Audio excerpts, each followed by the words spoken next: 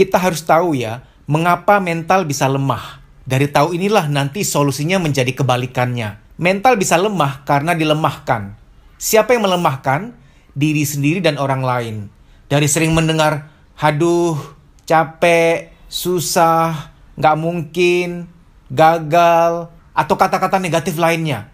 Terlemahkan mental.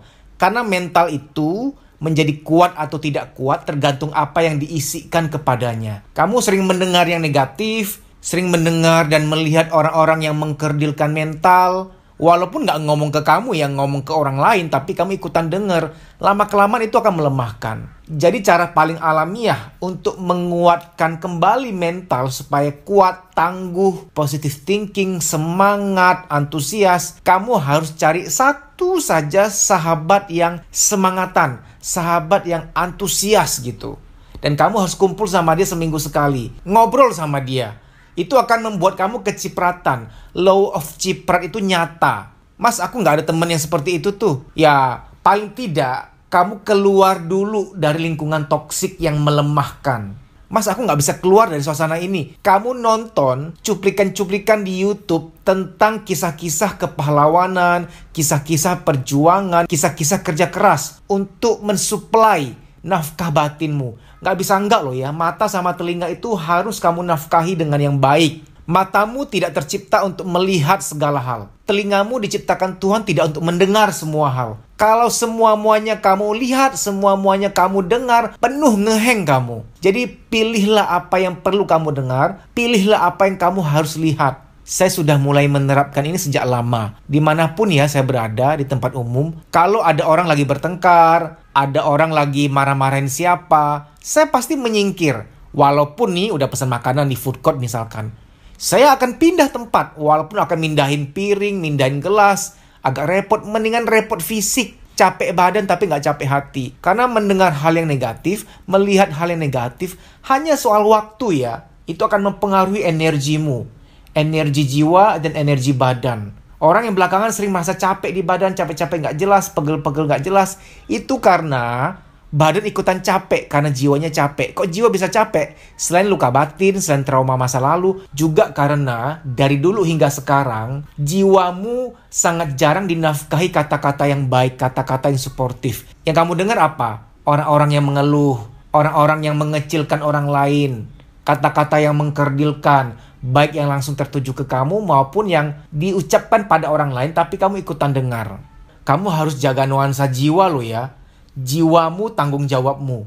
Kamu jangan sampai berkata, Mas, kalau aku keluar dari circleku, dari lingkaranku, sahabat-sahabatku itu, yang suka ngomong negatif, suka mengecilkan, yang bercandanya itu kata-katanya ngawur, kata-katanya jorok, kata-katanya nggak membangun. Kalau aku keluar dari lingkungan ini, nanti aku dikucilkan, Mas. Nanti aku dikata-katain. Nanti aku dipojokkan, Mas. Gini loh ya. Tolong ingat baik-baik dan renungkan. Kalau di masa depan kamu jadi nggak berhasil, jadi nggak sukses karena mental kamu kecipratan lemah, jiwa kamu jadi kecipratan negatif, lalu kamu nggak menggapai apa-apa dalam hidup kamu, memangnya mereka mau tanggung jawab? Emang bisa kamu telepon mereka, kamu WA mereka dan berkata, kalian tahu nggak, gue tuh begini gara-gara kalian. Hidup gue jadi nggak maksimal nih gara-gara kalian nih. Kalau kumpul-kumpul ngomonginnya yang negatif, melemahkan mental, mengeluh, ngomongin orang yang enggak-enggak. Kamu mengklaim begitu ke mereka, yang ada malah kamu tambah dikatain. Ingat ya, nggak ada yang paling bertanggung jawab untuk menafkahi mental kamu ya kamu doang. Kalau kamu selalu yang ingin nyenengin orang, nggak enak kalau keluar dari komunitas itu, nggak enak kalau aku menjauh nanti aku dikatain. Kamu nggak sayang pada dirimu sendiri. Kamu nih pesan makanan nih, lagi di rumah makan. Ketika makanannya keluar, ketika kamu mulai mau menyuap, tiba-tiba muncul kecoa. Saya mau nanya, kamu lanjutin makan nggak? Dijamin enggak. Cuman ada 2 pilihan. Kamu minta ganti makanannya, minta masakin lagi, atau kamu pergi. Itu makanan untuk badan yang akan masuk ke perut. Kok lucu ya? Makanan yang akan masuk ke jiwa, yang masuk lewat mata dan telinga, kamu kok nggak seperfeksionis itu ya? Kamu kok nggak sepemilih itu ya? Makan aja kamu tuh pilih-pilih. Makanan yang kotor, yang jorok, pasti kamu nggak mau. Masa makanan batin yang lebih penting dibanding makanan jasmani itu kamu nggak pilih-pilih gitu loh. Apa aja kamu dengar, apa aja kamu lihat. Waduh, nggak bisa gitu. Alam frekuensi itu nyata. Kalau kamu ingin sukses dan bahagia, frekuensi itu dipelihara dengan cara Kalau frekuensi kamu bagus dan positif, akan lebih banyak kemudahan dalam hidup.